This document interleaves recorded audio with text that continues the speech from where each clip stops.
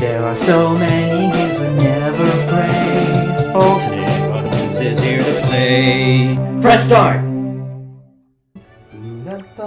Hey, you got mail from me. Hey, welcome back to Alternate Buttons. Oh, god damn it. Alright, so this is the last episode from Mario Galaxy. Yay! Even though she's kidnapped again, but you know what? Fine. We're just gonna pretend she's not. Yeah. So this episode's gonna be a bit different. What we're gonna do is we're gonna show off the storybook, because we've been kind of neglecting. Well, we have been neglecting it, so Purposefully. let's just go in there. So yeah, basically. Stop creaking the bed! You have to stop that. Okay. It's gonna show up the audio. It's gonna piss off a lot of people. Okay. All right. So we're just gonna we're gonna cut to that, and we're gonna Anon and I are gonna switch off voiceovering in every chapter. So let's cut to that. Do it.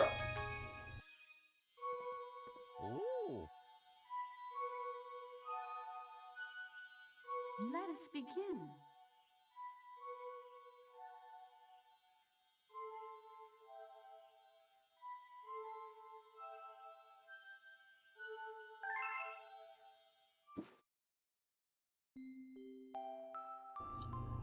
Chapter 1.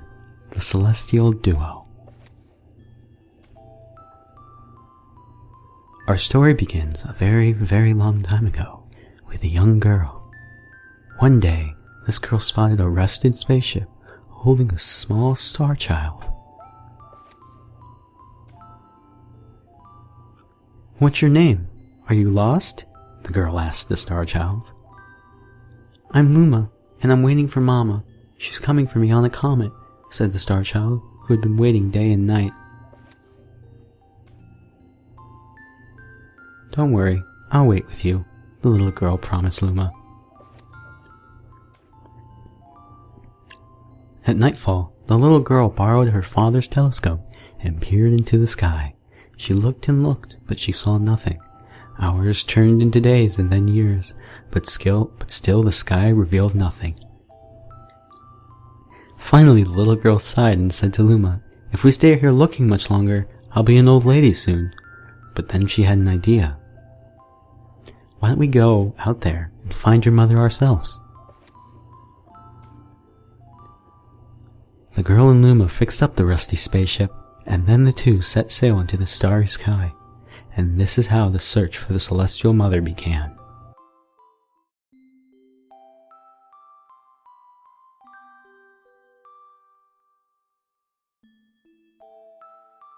Chapter 2: Starbits. Days passed with no sight of the comet or even a single planet. Instead, asteroids extended for as far as the eye could see.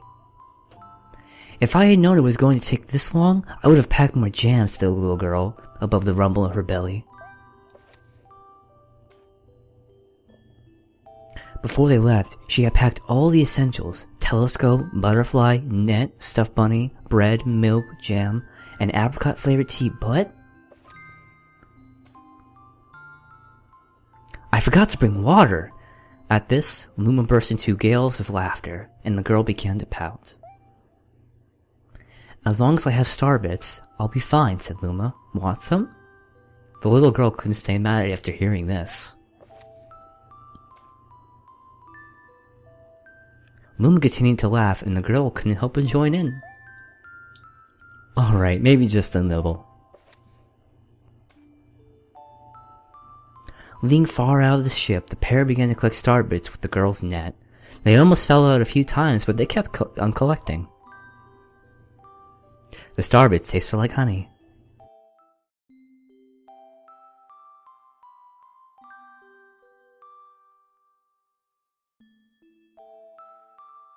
Chapter 3.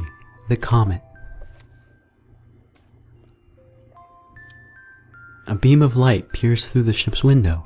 Thinking it was the morning sun, the girl peered through the window, only to find a turquoise blue comet shimmering at her. The little girl shook the sleeping Luma awake and shouted excitedly, "We have to get to that comet!" The pair descended on the comet and found that it was made of ice. They looked high and low, but Luma's mother was nowhere to be found. Exhausted, the little girl sat down with a flop, utterly unable to take another step. "Look!" Peering down at the icy ground where Luma was pointing, the girl suddenly noticed clusters of star bits encased in the ice. "Pretty good, huh? Finding star bits is my specialty," said Luma, beaming. "There's ice here, but it's so warm. I'll bet there's water here too." The two decided to stay on the comet for a while. Riding the turquoise comet, the pair continued their search for Luma's mother.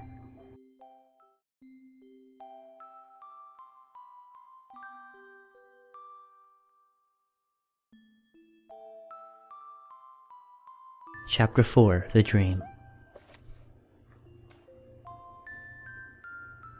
One night, the girl dreamed about her own mother. "Where are you going?" she asked her mother, retreating back. Without turning, her mother replied, "Don't fret, dearest. I'm not going anywhere. I'm always watching over you, like the sun in the day and the moon in the night." A wave of sadness washed over the girl. "What about when it rains and I can't see the sun or the moon?" Her mother thought for a moment before responding. "I will turn to a star in the clouds and wait for your tears to dry." When she awoke, the girl's face was damp with tears. "You have star bits in your eyes," said Luma to the girl. Wiping her face, the girl replied, "These are tears, not star bits. I'm crying because I'll never see my mother ever again." At this, Luma began to cry too. "Mama, oh mama, wah!" The pair traveled through the starry skies, and though they encountered many other comets, none of them held Luma's mother. Luma was despondent. Now, Luma, the rain clouds won't go away if you keep crying," the girl said, giving Luma a squeeze. "I'll give you a present if you stop." The girl closed her eyes and said gently, "I'll take care of you." With these words, she felt a small spark in her heart.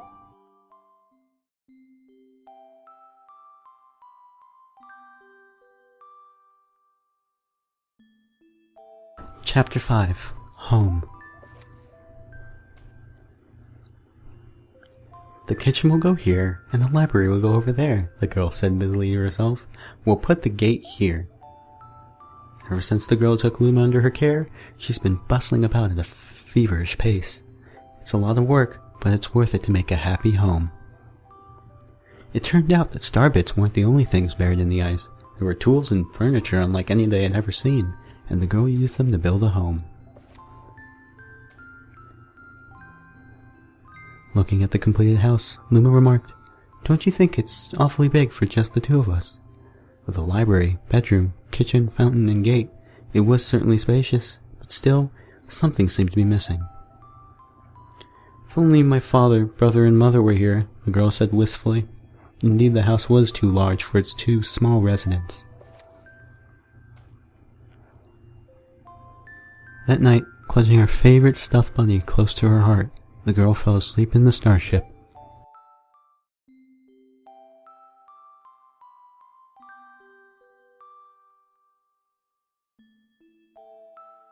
Chapter 6: Friends.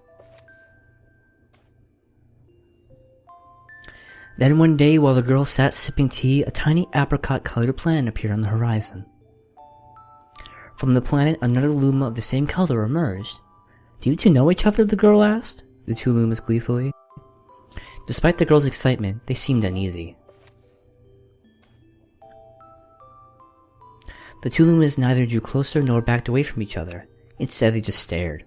And the one Luma broke the silence. "My mama!"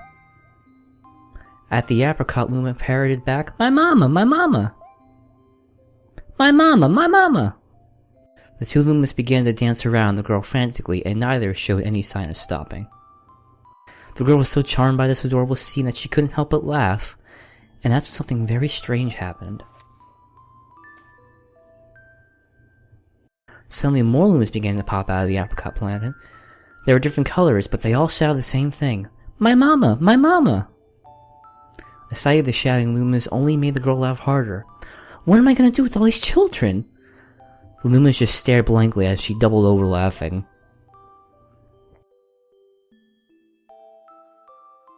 "I guess we'll have to name each and every one of you." Tomorrow, once she had finished naming them all, she would begin moving all Lumas into the new house.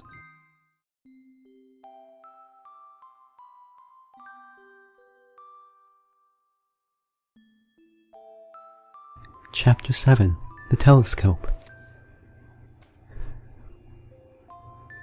After seeing their 100th comet, a sudden thought popped into the girl's head. I wonder if my home planet is still as blue as it was. Then she remembered her father's telescope. Peeking into the telescope, a tiny blue dot floated into sight. It was smaller than a star bit. How strange. It's so far away, but it feels so close. She twisted the knob of her telescope, and the blue dot grew until she could make out a grassy hill dotted with flowers. It seemed very familiar to her. Zooming even closer, a terrace on the hill came into view. I used to go stargazing there when I lived on my home planet.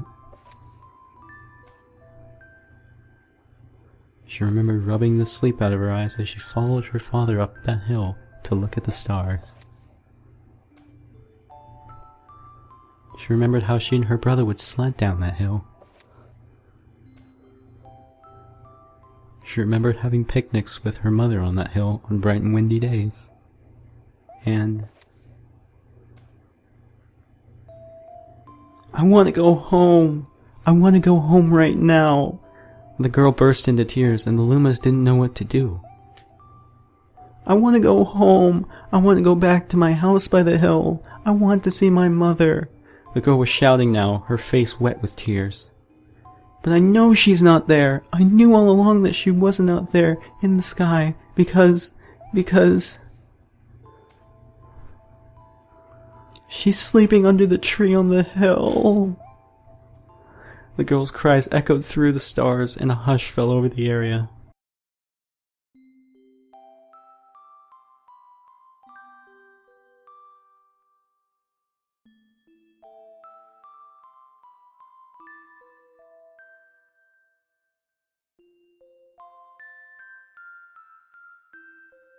Chapter 8. The Wish. Though usually quite cheery, one day the girl became sad again. Luma drew close and tried to comfort her. "Mama, you still have me.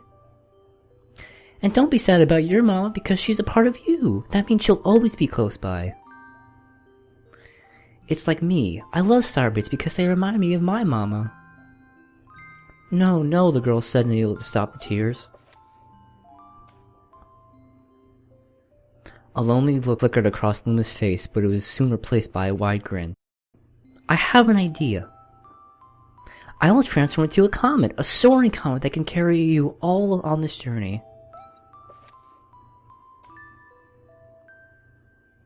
With that, Luma trailing bands of white soared high into the sky and just as quickly started to plummet back down. Kaboom! Kablam! The ground shook and a bright light poured out of the crater that the Luma had created. The bands of light twisted together to form a comet tail. And then Luma emerged, reborn as a comet.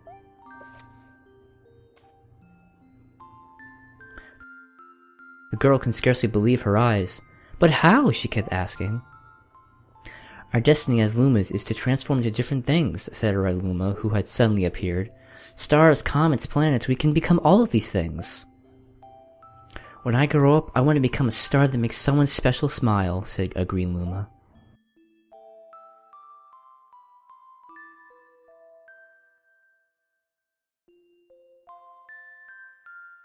A blue Luma chimed in. That Luma turned into a real cutie of a comet, didn't he? All the Lumas together said, "No more crying, Mama." "Thank you," said the girl in a whisper, and she pulled the Lumas close and hugged them. From that day on, starbits no longer fell from the girl's eyes. The comet set forth for the girl's home planet, its long tail blazing proudly behind it.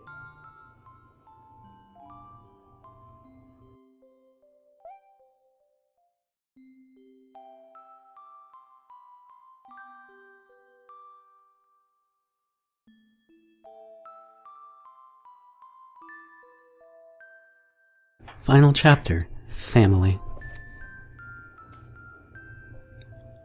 With its many lumas and telescopes, the comet was quite a sight to behold. The girl and the Lumas were proud to call it home.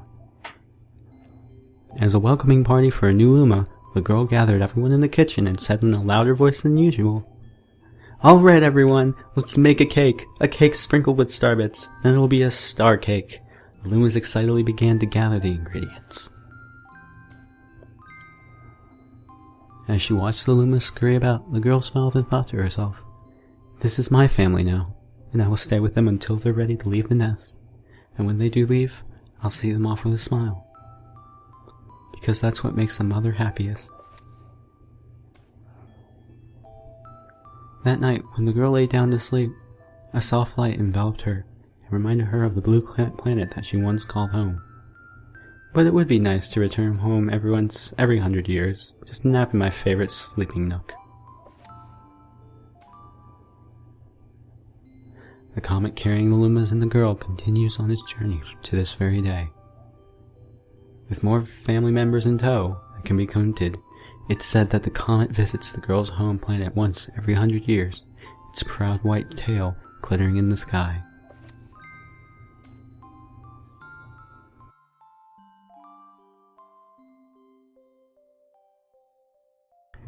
The end.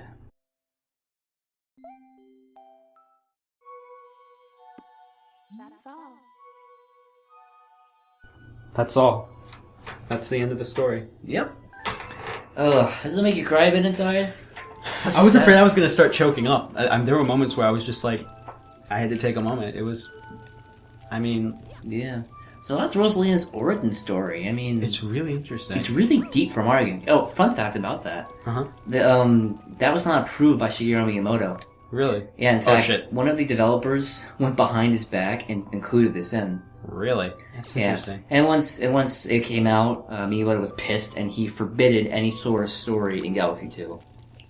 Ooh. Well, I'm glad that they included it. Okay, Now, mismatched trees, by the way? Like I said, that's one problem I have. What? Yeah. The trees are a little mismatched as well. That's a problem I have with Miyamoto, is like he doesn't like any sort of like evolution Yeah. with his characters. Yeah. I don't know. I really like that aspect about this game, that it has emotion to it. And I think This is definitely a game to get attached to. Definitely. I'm crying. Mario's crying. He's in the corner. Well, there's no time to cry because we have one more level to show off. Yeah! Let's All cut right. to it because it takes like a bunch of menu scrolling. So, yeah! We're back! Hey! We suddenly jumped here! Yeah! Yeah, or maybe not. Yeah. Okay, so for reference, this level is found after you collect all 120 stars with Mario and Luigi, and is located where the trial galaxies are. It's like in the very center of a little And YouTube hand. It's the beginning. It's the beginning again. Yeah. We're back in the Mushroom Kingdom, except there's a penguin. Where we end is where we began. Look at those stars. Ooh. I like how philosophical you got there for a second. Made me happy about it. So this is the final level. This is the grand finale, and it's unlike recent Mario games where the final level is just like a big fuck you. Yeah. This level is basically literally a celebration. Yeah. It's a celebration of everything. This level literally goes around and says, "Have a good time." Yeah. You know. Look, you've got your penguins running again. It's a festival. Everyone's happy. They've secured the area as much as toads can. The bees are back, even though they're scary as fuck. Sweet That's a vacation. big ass bee. Yeah, no, they're scary. Nah, terrifying. Get the fly swatter on that. Yeah, the toad brigade. Whoa, check out the view. Oh, yeah, that's nice. God, I forgot how beautiful. Back in 2007, that looked amazing. Yeah, it still looks pretty damn good now. You missed a coin. Did I? Yeah. I thought that was a star bit. I'm sorry. I'm gonna fail like the easiest galaxy in this game. I know. You have to, like, we get to 99 at the very end, it's like, oh shit. Oh, well, motherfucker. Gotta go back. Oh, shit. Oh, damn it. Look, it's your Giro guy again. Really, what's that Tote over there? Just don't break anything. Wow. Wow, Right. check out all these falling star bits. Sorry, I read over your... You read over mine. Yeah, I'll let you do this one. I have the pretty star bit right here. Oh, do you? It's mine now. Fucking confident as fuck. What did you get steal from his hands? That'd be hilarious. I feel bad, but at the same time, it would be hilarious. I wish they would have. Dude, look, it's the big penguin. Dude, I didn't know he was here. What's up, brah? Oh, How you have you been? You want fish? I'm sorry. I thought you were just, like, babbling. No, I was doing his voice. So, you having fun? So, yeah, have fun. Here, I'll let you do it. So, you having fun? Yeah, the Toad Brigade. It's inspiration. Inspiration. Hey, other red toad looks exactly like Captain Toad. Yeah. What if, like, that's actually Captain... Well, Captain Toad's right there, so it's not possible. But, like, it'd be funny if he, like, took off his helmet and he was like, hey, did you hear about the Toad Brigade? Its leader is, like, fearless. And being like, I'm doing my best impressive... Oh! Well, didn't I get tricked? He's a yellow Toad, dude. Didn't I get tricked? Oh, you did a good job, son. He's a cosplayer. Yeah, he is a cosplayer. He's a Toad cosplayer. Did you hear the rumor about the Toad Brigade? What? What was the rumor? What? No, I didn't. That the captain fucked his crewmates? I mean... no, I mean, that would be pretty sad. I hope he didn't. Look, a penguin! I heard the Toad Brigade getting a commendation. The ancient penguin. Oh yeah, it's the old grandpa penguin. How you doing? Wait. I think... What'd you say? Is going to cry. Oh no, why? Why is he crying? Well, so you still want to race, huh? No. I am not... No. Why? I would rather not. Can I not just have a conversation with you? Jesus. Like, it's like... Well, imagine, like, his daily life. You know, you go and it's like, hey, man, how you doing? You know, What? You want to race? You want to race? Mother... I just wanted to know what kind of sandwich you had there, man. He just walks away. Just takes a bite out of it and just, like, walks away. Doesn't even answer. Dick. Look at Peach's castle. It's even more impressive than I imagined. Oh, he's all touched and shit. Yeah, the castle's back in place, but Peach is still kidnapped. Makes sense. Hey, Why is Billboard here? What do I need to The learn? world's such a cool place. If only I weren't a... Sorry. Oh, dude. That's very depressing. I'm sorry. No, dude. Enjoy yourself, man. I'm sorry. With your fucking, your fucking morph code ass sign. Yeah, no. I mean, like, don't let that get you down, man. I mean, we're all who we are. We just gotta learn to accept people. I mean, I'm sorry. If you ever feeling down, yeah, just ring me up next time you're ever feeling down like this. Man. Then I take a lighter out of my pocket and I just... Oh my god, Sean! Oh my god! Oh my god! I mean, I did his misery, man. You horrible person. Why don't you go and say hello? Because I better not catch you Wow. Really? Maybe you need to unwind... You're gonna accuse me? Maybe you need to unwind some gears in your ass. You know what I'm saying? Really? That's as strong as a joke as that guy? Yeah, sparkle lumps. You might want to get those checked out, man. Those aren't normal. Yeah, no. That's a... Pretty sure that's a sign of a... That's a hemorrhoid. That's what you're referring to. That, He has a spear and a shield. He is prepared for any shit to go down. What the did he captain say? is right over there. Mr. Mario, you gotta hear this. We did such a good down there promoting us to Royal Guards. Nobody will ever come in. Yeah, well, there are 7 more games that's happened. Where were you? Please step it up. I mean, seriously. I think when he jumped there, his headlight clipped into his head. What do you mean? Like when I jump like this? No, his headlight. See, you see that? Oh, yeah. I noticed. Like the back of it kind of like... Yeah. Oh, yeah, there's just one coin that's just like here. Why? Because, you know. Money. Someone dropped a penny. Yeah, someone dropped a penny and Mario was He's just still sleeping! Midnight snack. Oh, I want some. Oh, by the way, you I want some. You can Oh, actually shit. hurt yourself on that, and it's amazing. That's the only way to die in this level. Only way. I guess you could They drown really too. promote that? Okay. Can you drown? I don't think you can jump over the edge, to be honest. That's sad. Too bad you can't drown. I mean, like, I want to go on, like, the boat and stuff. Oh, yeah. Well, I mean, I can give it a shot. I don't think it lets you. Yeah, no. Invisible wall. Invisible. It sounds like a tanning. Invisible. It sounds like a tanning motion. The only hard coin to get is this one. Yeah. Like this With one can... Luigi, this is really easy. Yeah. But Mario, it's like you gotta work a bit. Nah. As in do a more advanced backflip. Yeah. So a bit, yeah. You weren't wrong there. Yeah. There's a One bunny. Oh, I have to talk to each one? Okay, whatever. Star Festival, Star Buddies! Yeah, I'm sensing a connection here. Oh, wow, look how condescending this is. We know who the real heroes of the story are. Oh, go fuck you, yourselves. Man. Look at the shooting stars. Yeah, they are pretty cute. I like you. You're nice. Yeah. Starbit's falling on you. I like you. You're nice. What about you? What do you guys say? I've never seen anything like it. You're nice. Okay, I approve. We'll race again soon, right, Point? No! Nah, I'll pass. But, like, you didn't say anything to offend me, so I can't really be mad at you. Fuck you! You condescending asshole. We know what the real stars are, even though I just held the star and didn't use it at all. Kind of a shame with the stars and gold, but I don't think our audience wanted to see us go through World 120 again. Yeah. Oh, there's a congratulations letter for you. Do you want it? Hell yeah! Yeah. Yeah, dude. Yeah. Yeah. It sends a letter. It sends a little notification to your Wii menu. Back in those things. So yeah. That's the final level. That's the end of Super Mario Galaxy, everybody. Woo! Thank you so much for watching. Next Seriously. time on Alter Buttons. Another game. Yay! Yay. We're gonna miss it. We're gonna miss it. Farewell, Galaxy. You're really awesome. Perhaps even perfect. Dare say.